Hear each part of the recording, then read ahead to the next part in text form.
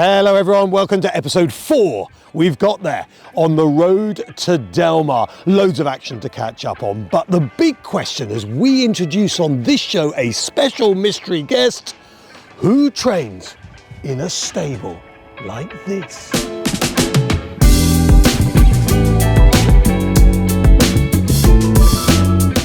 Hello everyone, I'm Matt Chapman and we are at the home of 11 times Breeders' Cup hero, Charlie Appleby. Yes, the mastermind behind the Godolphin operation.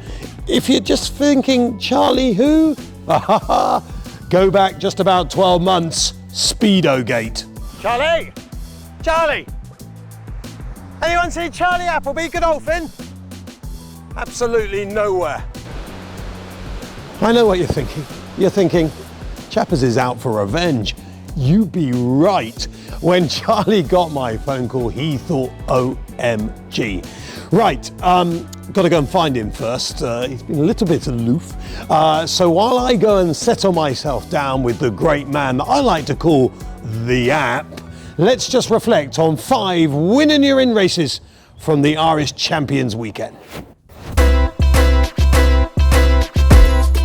They're up, and it is Mount Kilimanjaro with swooping to the front, Delacroix. It is Delacroix on his way to the Royal Bahrain Irish Champion Stakes. Fallen Angel is strongly pressed by Exactly. As they race up towards the finish, it is Fallen Angel from Exactly. They're going to the line. Fallen Angel! A sizable advantage over Hardy Warrior, a boy named Susie and Neil Boa Gondua. Benvenuto Cellini couldn't be any more impressive in the KPMG Champions Juvenile. All of Aidan O'Brien's 3 driving finish, and Precise has cut them down. Precise extends winning ways on the Moidlair. Bucanero Fuerte, Night Eyes next up towards the finish.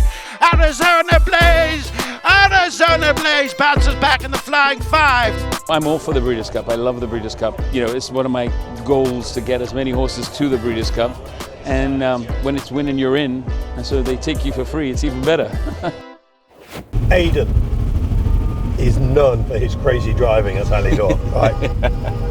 And it appears that you are 2 peas in a pod. Just on the driving side. Yeah. When you said take some extra insurance out for this shift, I now know why. So Charlie, facilities-wise, I think I'm right in saying we've got private grass, an all-weather gallop, swimming pool, equine spa, covered ride. Is it a case almost that if you needed it, it would be here the next day? No. Look, Isn't it? This has been an estate that has been developed into a training establishment, and this was once upon a time a racetrack. It was back in 1958. It might have been the last time a race was ran here. It's well established now, and we feel that we've got every facility that's needed. We've got the grass gallops, we've got synthetic gallops, we've got a wood chip here, we've got straight gallops, we've got turning gallops. So for a private facility, you know, bar there being the public there on the sidelines to be able to see these horses, the horses have got everything that's needed. With yourself, it's well documented, you've got this extraordinary career. I mean, there are books in this, from travelling head lad to the chief of Godolphin training. Do you ever look out at this and just think, this is crazy?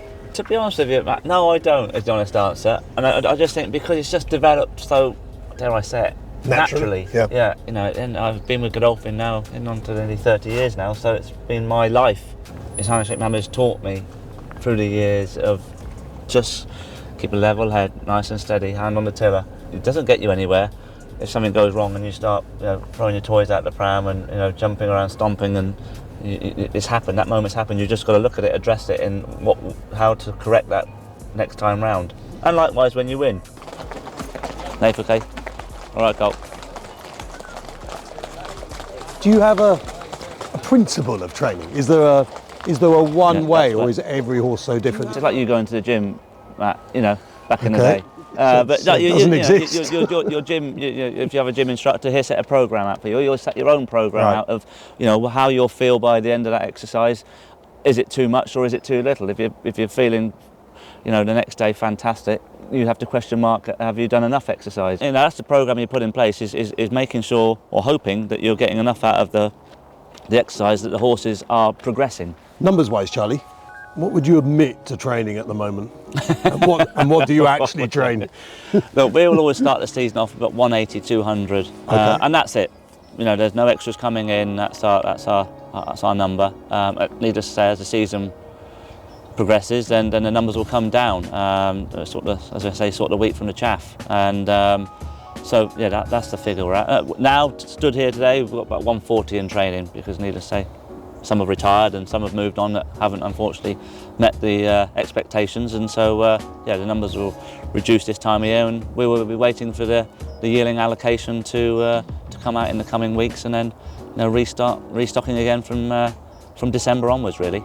And I'm guessing Notable Speech is kind of, in some ways, the star of the show at this minute. But for those watching this around the world, what are the 3 or 4 horses that you just look at and think, oh, there's something big in that horse right now? Well, look, obviously, as you quite rightly say, Notable Speech there, just off the back of his Woodbine Mile win, but he's obviously a Guineas and a Sussex winner, and all being well, we'll be heading for the Breeders' Cup Mile there. You can't get away from every morning when you see him go past. He might be getting older, but Rebel's Romance, he's still, you know, if you can't get excited by or enjoy watching a horse like him, we really are in the wrong sport, because, like I say, what he's achieved and to the level he's been held throughout his career is, you know, I don't think we've seen it in a flat horse, to be honest. The difference between him and, I'll be honest, I'd be putting it out there as you know, by the likes of Yates and horses like that. He's held that Group 1 form or Grade 1 form still at the age of 7, and he's still going out there and performing at the highest level. He's never dropped below a Group 2, I don't think. Stand to be corrected for I don't know how many years now, and being competitive, most importantly. And people have asked me, when will he retire? I said, you know, he will tell us when he wants to retire. As long as he's going out there and training and enjoying it and showing the enthusiasm on the track, we'll allow the horse to carry on and enjoy his life doing so. We're very lucky in what we've got here, and I do feel that I've often said many a time, more people that have the opportunity of seeing the facilities here will start to realise that that's the last thing I can use as an excuse if we don't have a winner. Let's recap on all the rest of the action from around the world. Kicking things off in Korea.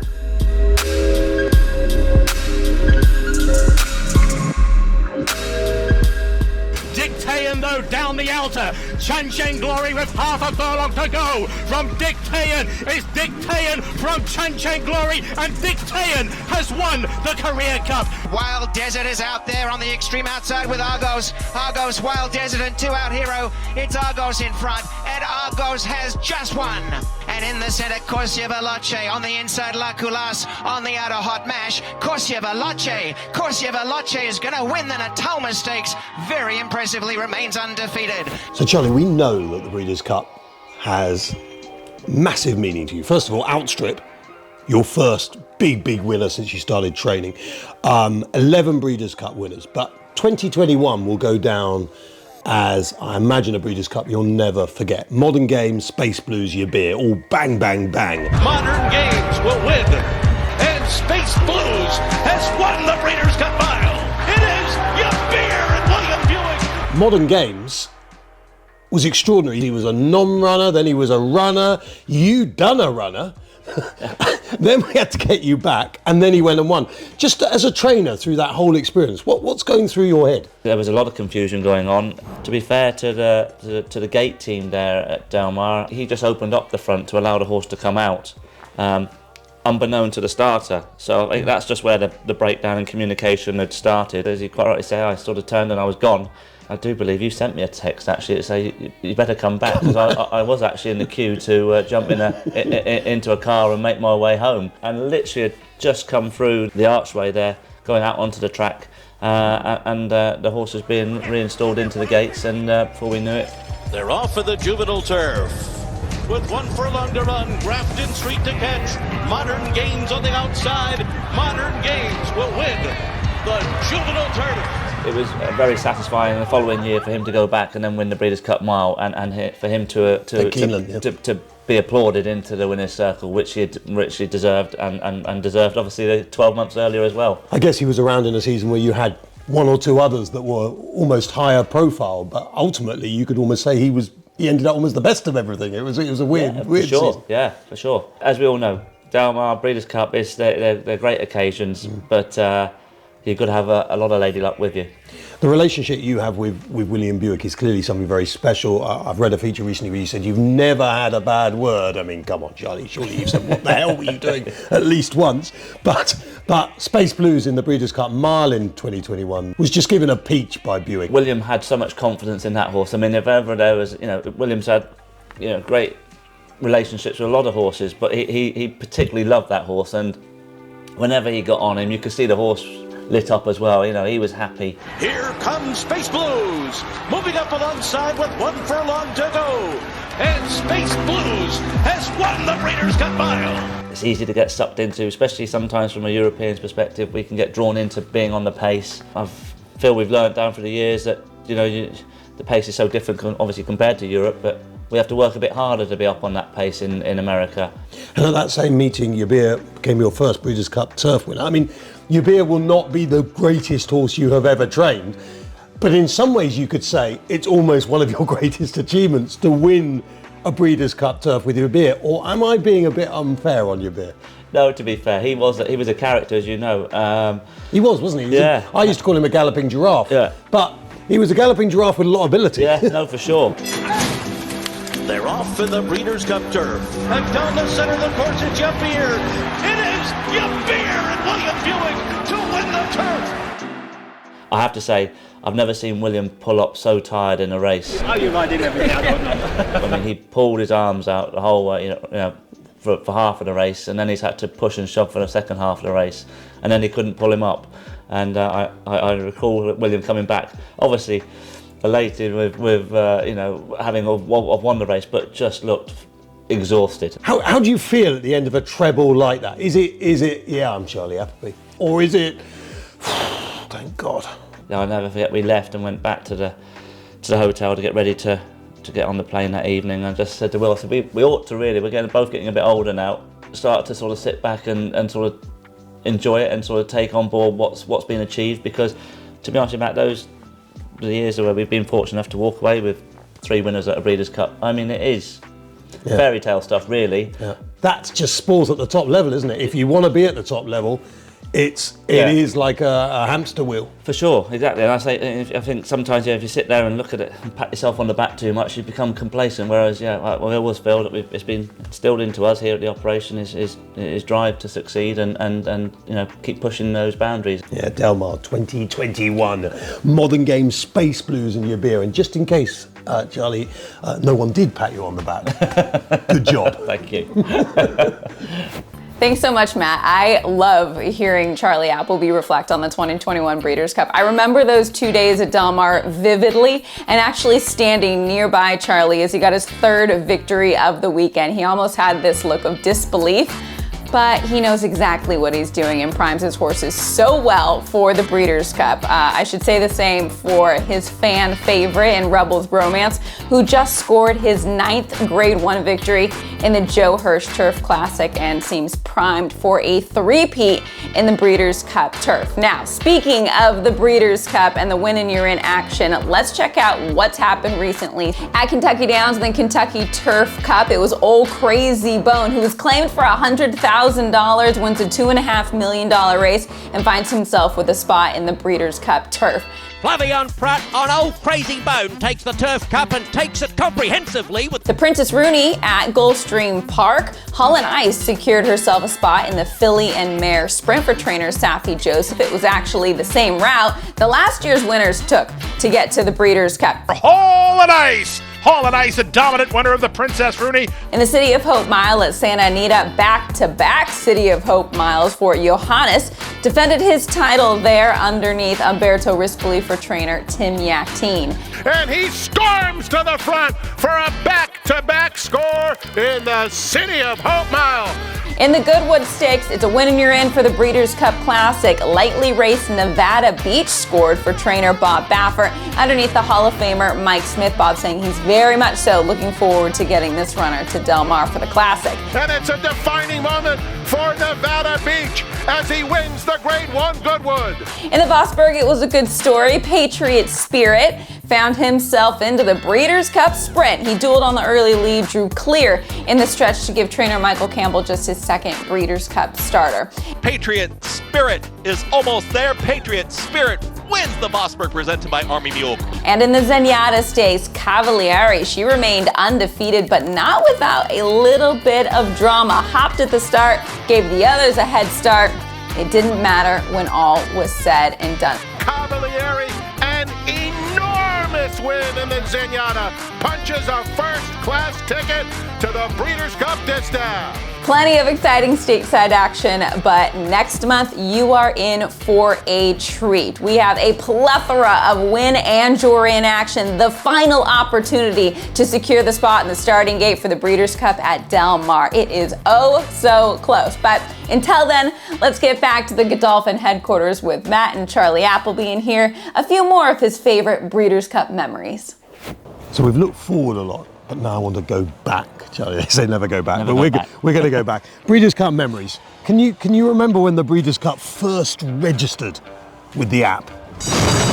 Pay and they're off in the Breeders' Cup Mile. Royal Academy, and obviously I was, working for Lester and Susan at that time. Royal Academy and Lester Pickett are 6 lengths off the lead, but they're launching their rally now. When Lester won on Royal Academy, that was my first real vivid memory of a Breeders' Cup. Lester Pickett flailing away at Royal Academy. It's all Greek to me toward the inside. Here's the wire. Head bobbing finish. It was a great race to watch, as well as all the history behind of obviously the great man himself, and to win the race at his age after what he'd been through was a moment I won't ever forget anyway, for sure.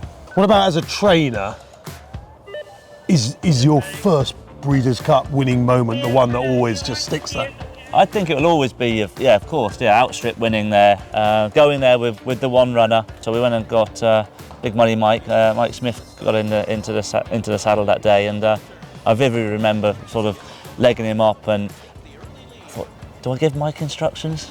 No, I said, Mike, just ride him as you find him. And I never forget watching the race down the back there, and we're sort of out the back. I'm thinking, maybe I should have just told Mike to go forward on him, being a European horse. Bobby's kitten digs in. Giovanni Boldini. Outstrip is closing on the far outside.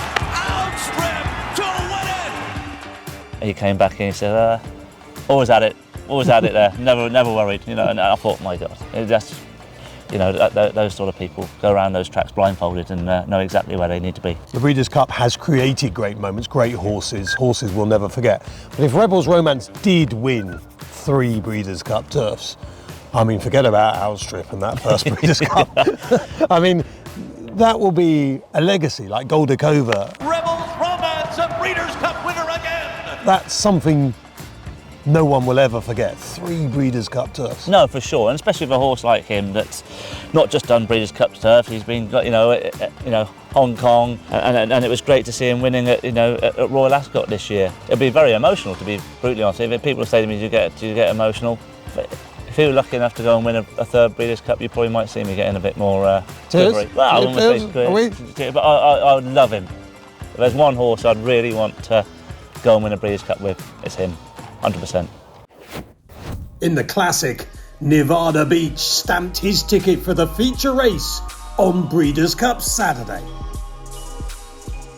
Old Crazy Bone is joined by Courmo's Delacroix in the field for the very exciting looking Longines turf. In the distaff, Cavalieri won impressively at Santa Anita to throw her hat in the ring to face the females.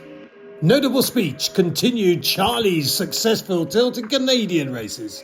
He goes into the Fanjul Mile along with Johannes. Self-improvement might be a rare Hong Kong train chance at Breeders' Cup in the sprint, along with Patriot Spirit.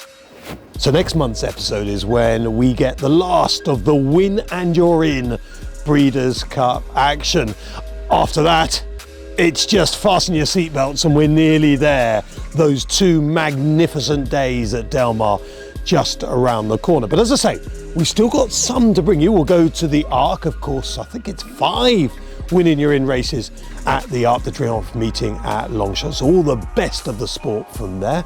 We go to the 4 meeting at Keeneland, and there's also Santa Anita and Aqueduct.